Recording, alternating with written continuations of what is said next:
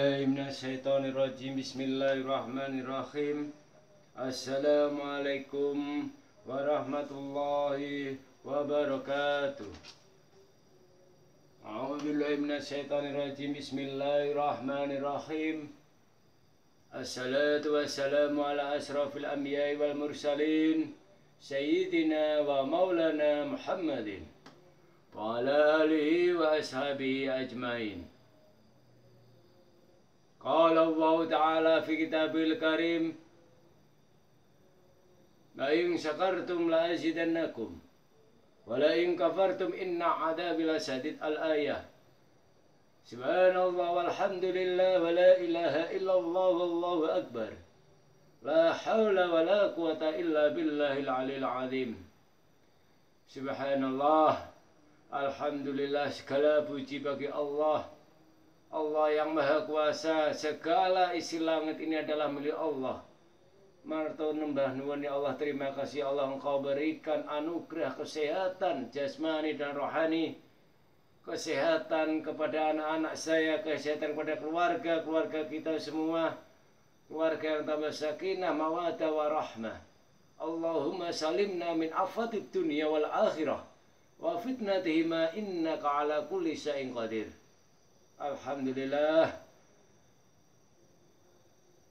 Salawat dan salam mudah-mudahan tetap tercurahkan pada junjungan kita Nabi Agung Muhammad sallallahu alaihi wasallam yang kita harap-harapkan nantinya syafaatnya ila yaumil qiyamah. Di episode sebelumnya kita telah membahas bagaimana orang yang paling baik itu di dalam kitab Durratun Nasihin dan bagaimana orang yang paling jelek di dalam sabda Rasulullah di dalam kitab Durratun Nasihin. Orang yang paling baik adalah orang yang sulit untuk marah dan mudah meredamnya kemarahannya. Orang yang paling jelek di dalam sabda Rasulullah kitab Durratun Nasihin adalah orang yang mudah marah dan sulit sukar untuk meredam kemarahannya. Itu di episode sebelumnya. Sekarang kita membahas, kita belajar, kita menelaah, kita muhasabah, kita berintrospeksi diri, kita berhati-hati di dalam kehidupan di dunia ini. Karena suatu perjalanan kehidupan tidak luput yang namanya sifat iri dan dengki. Iri, dengki, hasud. Di dalam sifat iri, dengki, hasud yang ada pada diri kita ini, ada 8 yang perlu ditanggung dalam sifat iri, dengki, hasud dalam diri kita itu. Yang pertama ditanggung adalah merusak taat atau ibadah. Merusak pahala kita kepada ibadah-ibadah kita. Merusak pahala taat atau ibadah-ibadah kita kepada Allah Subhanahu wa Ta'ala itu akan rusak. Karena adanya suatu sifat iri, dengki, dan hasud di dalam hati kita sebagai hamba Allah. Mudah-mudahan kita dijauhkan dari sifat iri, dengki, ya Allah. Amin. Diriwayatkan dari Abu Hurairah radhiyallahu anhu bahwa Rasulullah bersabda, Bismillahirrahmanirrahim, iyyakum al-hasada fa innal hasada ya'kulul hasanati kama ta'kulun narul haqaba wal usbah, yang artinya jauhilah sifat dengki, sebab dengki itu dapat menghilangkan pahala kebaikan sebagaimana api memakan kayu, sebagaimana api makan rumput garing yang kering. Kita bayangkan saja, ketika ada kayu kering, sangat kering, kita beri api, dia akan tersulut dengan cepat, hangus menjadi butiran-butiran debu yang tidak ada manfaatnya. Zamannya juga begitu. Kalau di dalam diri manusia, hamba Allah, diri saya saja wis, terdapat suatu sifat iri, dengki, hasud, maka sama halnya pahala, ketaatan dan ibadah saya pada Allah itu akan hilang seperti api dimakan, seperti kayu dimakan api, cepat hangus dan hilang. Yang kedua, orang yang mempunyai sifat iri, dengki, hasud, yang kedua akan membawa kepada perbuatan maksiat. Akan membawa kepada perbuatan maksiat. Sebab orang yang dengki tidak bisa lepas dari perbuatan menggunjing, berdusta, memaki, dan mengumpat. Jadi di dalam sifat iri dan dengki seorang manusia hamba Allah itu didapat satu adalah sifat hasud, suka menghasut. Yang kedua adalah terdapat sifat berdusta. Berdusta dikarenakan mempunyai sifat iri dan dengki tadi. Bercerita yang tidak ada kenyataannya, berdusta, dibuat-buat supaya orang yang diajak bicara, supaya orang yang diajak untuk menghasut, yang dihasut adalah percaya. Yang ketiga adalah menggunjing dan mengumpat. Itu yang terdapat dalam sifat iri dengki pada diri manusia ini.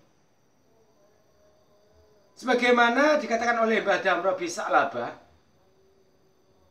manusia itu dalam keadaan baik. Manusia itu dalam keadaan baik selagi manusia itu tidak bersikap dengki mendengki. Kita sebagai hamba Allah, kita itu baik, hati kita itu baik, hati kita itu suci, hati kita itu tulus mungkin, bersih mungkin, kita itu baik. Tapi ketika kita tidak mempunyai sifat dengki mendengki, subhanallah, maha suci Allah, mudah-mudahan kita dijauhkan dari sifat dengki mendengki. Amin ya rabbal alamin. Yang ketiga, terhalangnya syafaat Nabi SAW. Orang yang mempunyai sifat iri dan dengki, hasud, endingnya nanti memfitnah, itu pasti.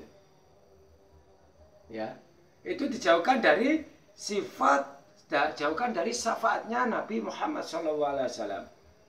Dari Abdullah bin Basar bahwa Rasulullah bersabda, Bismillahirrahmanirrahim, laisa minni du hasadin wa du namimatin wala du kahanatin wala ana minhu. Thumma tala alaihi salatu wassalam, walladzina yu'duna al-mu'minina wal mu'minat bighairi ma tasabu faqad ihtamalu buhtanan wa isman mubina. Yang artinya tidak termasuk golonganku, golongan Kanjeng Nabi Muhammad SAW, apabila seorang itu pendengki, pengadu domba, dan tukang ramal. Aku juga tidak termasuk golongan mereka. Lalu beliau membaca ayat Al-Quran, dan orang-orang yang menyakiti orang-orang mukmin dan mukminat tanpa kesalahan yang mereka perbuat, maka sesungguhnya mereka telah memikul kebohongan dan dosa yang nyata. Na'udzubillah, summa na'udzubillah. Mudah-mudahan kita dijauhkan dari sifat itu. Amin. Keempat, masuk neraka. Sebagaimana diriwayatkan oleh Ibnu Umar bin Anas bin Malik bahwa Rasulullah bersabda, jadi orang yang punya sifat iri dan dengki, hasad di dalam dirinya ditanggung 8 keburukan. 8 ya, ditanggung 8 akibat buruknya, ditanggung oleh 8 yang ditanggung oleh seorang hasad dan dengki. Yang keempat, masuk neraka. Rasulullah telah bersabda, diriwayatkan oleh Ibnu Umar bin Anas bin Malik, Sittatun yadkhuluna nara qabla al-hisabi qila man hum ya Rasulullah. Qala amaru bil juril wa arabu bil asabiyati wadhaqinu wa tujaru bil khiyanati wa alur rasasiki bil jahli wal ulama bil hasadi. Ada 6 golongan yang masuk dalam neraka sebelum ditegakkannya hisab. Para sahabat bertanya, siapa mereka itu ya Rasulullah? Jawab beliau, 1, pemimpin yang menyeleweng. 2, orang Arab yang fanatik terhadap kebangsaan. 3, penguasa-penguasa yang sombong. 4, pedagang-pedagang yang berkhianat. 5, penduduk desa yang bodoh. 6, ulama yang dengki. Wallahu a'lam bishawab. Mudah-mudahan kita dijauhkan dari sifat dengki, hasud, iri. Allahumma salimna min afatid dunya wal akhirah wa fitnatihima innaka ala kulli syai'in qadir. Wallahu a'lam bishawab. Wassalamualaikum warahmatullahi wabarakatuh.